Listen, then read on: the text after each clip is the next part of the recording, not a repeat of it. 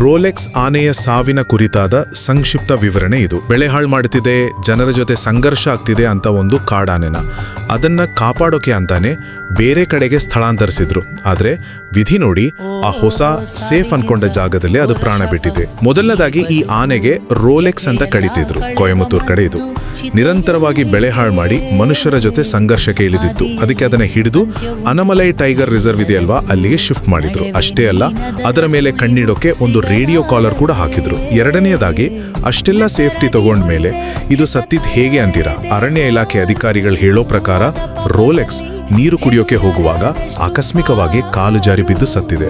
ಹೌದು, ಒಂದು simple accident. ಕೊನೆಯದಾಗಿ ಈಗ ಮುಂದಿನ ಸ್ಟೆಪ್ ಏನು?